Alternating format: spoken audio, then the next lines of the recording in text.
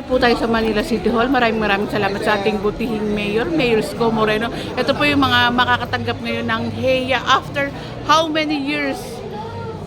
3 years.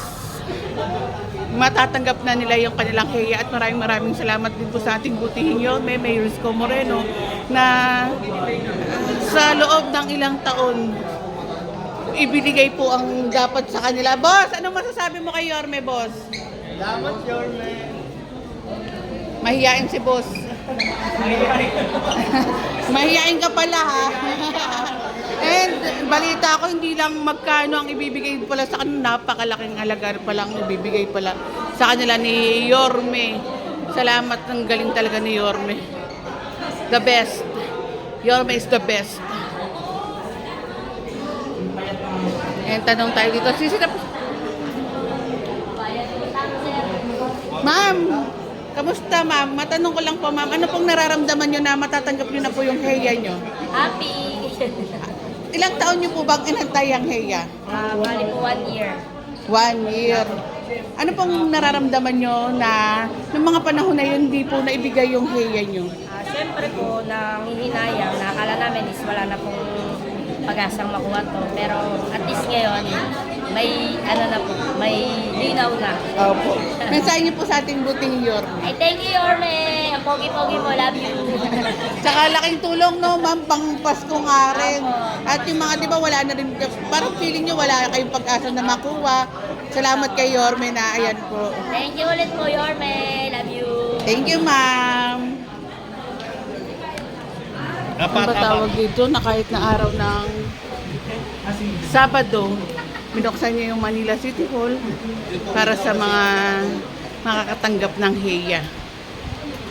Health Emergency.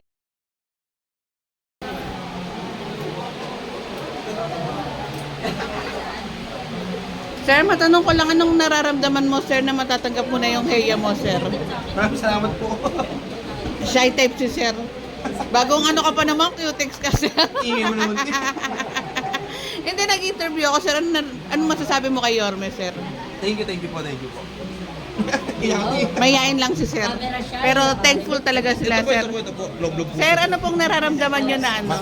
Masaya po. Ilang taon nyo pong hindi natanggap yung HEYA nyo? Halos 3 years din po. 3 years. Then, ano pong nararamdaman nyo na matatanggap nyo po ngayon? At mensahe nyo po sa ating butihing mayor. Maraming salamat po kay Mayor Isko. Dahil nakakuha po namin yung matagal na namin hinihintay. Salamat. Thank you. Puro kayo mga batang Maynila, no? Yes po. Salamat po. Salamat, ma'am. Salamat, ma'am, na interview natin si ma'am. Thank you po. Dilapang dito.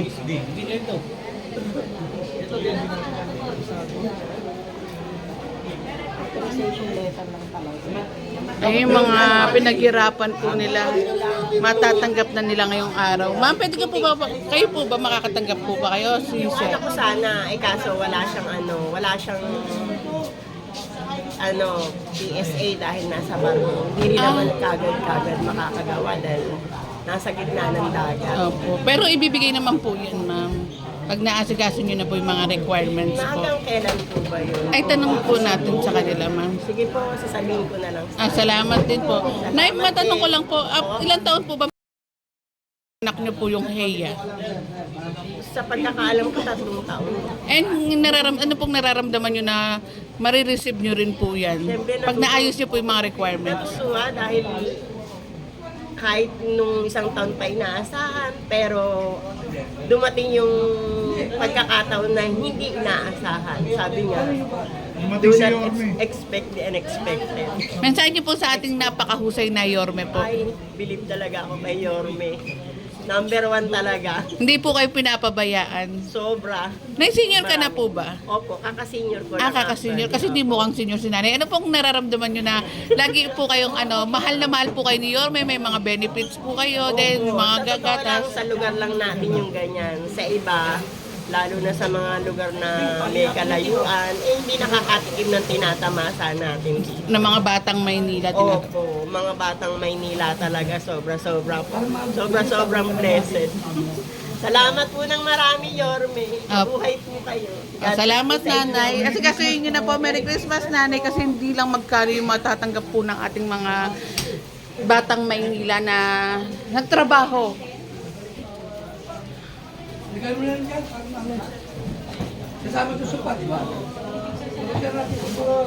Ma'am, pwede ka Ma'am, ano pong nararamdaman nyo na sa wakas na sa loob ng ilang taon matatanggap nyo na po yung heya nyo? Masaya po, masaya.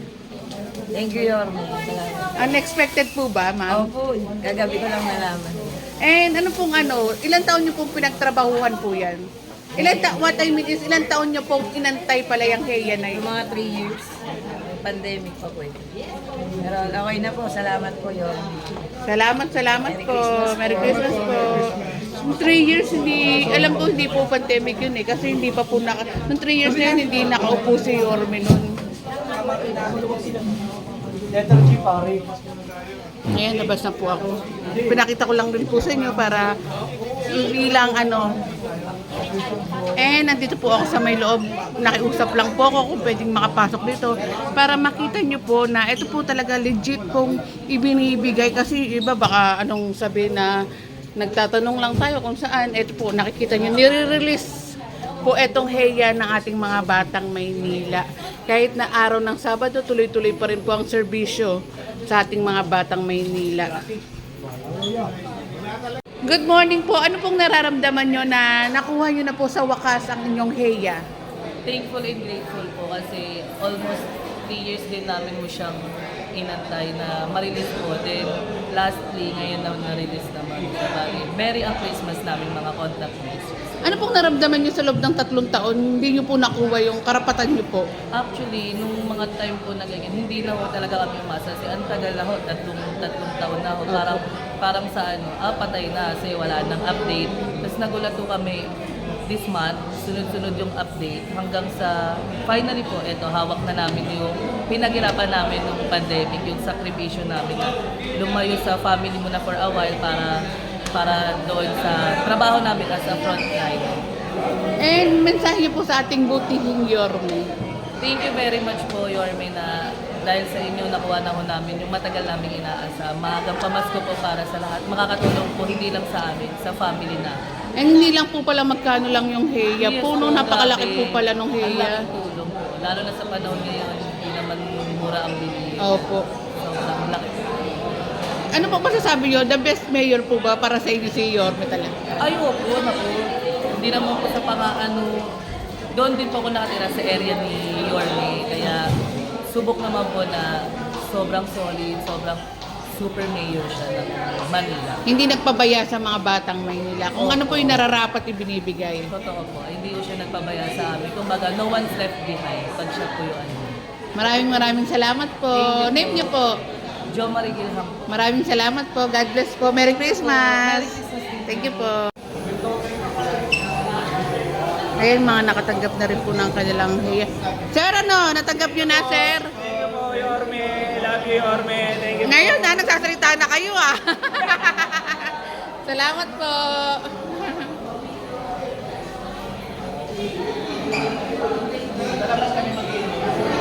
Ito mga nakapila, napakabilis lang po ng process ng pagkuha, pagtanggap ng kanilang pinaghirapan heya. Hi sir, good morning. Sir, good morning po. Sir, good morning. Ano pong nararamdaman nyo na matatanggap nyo na po yung heya nyo? Pero excited. Excited. Ilang taon nyo po bang hindi nakuha yung heya nyo? Isang taon. Ano pong nararamdaman nyo na ilang buwan pa lang si Yorme pero ayan yung heya nyo po, nakuha nyo po, yung karapatan nyo. Yun lang po. Mensahe nyo po kay Yorme. Thank you, Yorme. God bless. Salamat po. Ayan, ang dami rin pala talagang hindi nakatanggap ng heya. Kanina nag-interview nga rin tayo. Yung iba naman daw pong lugar, natanggap yung heya nila. Pero dito sa Maynila, hindi natanggap yung heya nila sa loob ng 3 taon. Hi sir, good morning. Sir, ano pong nararamdaman nyo na makukuha nyo na po sa wakas ang inyong pinaghirapan? Heya. Masaya. Sobrang saya po, sobrang saya. Yun na po yun. Ilang taon nyo po bang hindi nakuha yung heya nyo?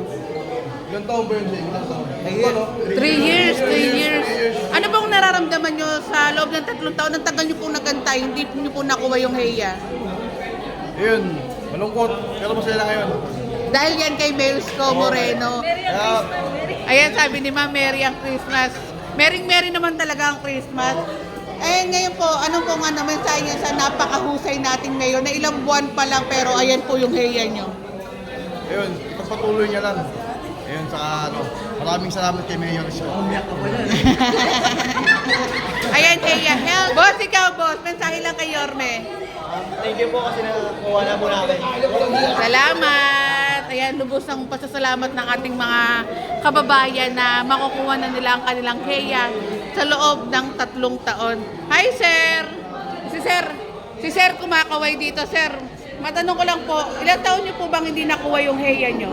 3 taon. 3 taon, hindi pa nakaupo si Yorme noon. Ano pong nararamdaman nyo na hindi nyo po nakuha sa loob ng 3 taon yung heya nyo? Siyempre, we feel frustrated, di ba? Yes po. Dahil marami kaming pangangailangan. So, kailangan talaga namin makuha yun para talaga sa amin. So, hindi mo maiwawari o maaalis sa amin na magalit, magtanong, mag-isip. Nasaan na kaya yung heya na? Ayun, kasi po yung 3 taon na yun, hindi po nakaupo si Yorme nung panahon na yun. Yes. Then, meron po ba kayong mga balita nung sa loob ng ilang taon kung bakit hindi nyo po natanggap yung heya? Siyempre, maraming mga factors kaya hindi namin nakuha dahil hindi pa napipirmahan, wala pa yung budget, so on and so forth. Mga ganun. Naramdaman nyo po ba na pinabayaan po kayo nun sa loob ng 3 taon? Kasi karapatan nyo po yun eh. Sama, oo. Kasi, syempre, kami nagpupush. Wala naman nangyayari sa pagpapalo up namin, sa pagpupush namin. And 3 taon po yan. And ngayon po ilang buwan pa lang si Mayor Isko Moreno. Pero ibinigay niya po yung mga yung karapatan niyo po na... As far as I'm concerned, oo naman, ginagawa niya naman yung part niya para maibigay para talaga sa amin. Opo. Mensahe po sa ating butihing Yorme po. Maraming salamat, Yorme, tagagagalangin ako. Alam ko, laki kang tondo, and maraming salamat, binigay yung para talaga sa amin. Matagal na namin naantay ko. And maraming salamat po, sir. God bless and Merry Christmas po!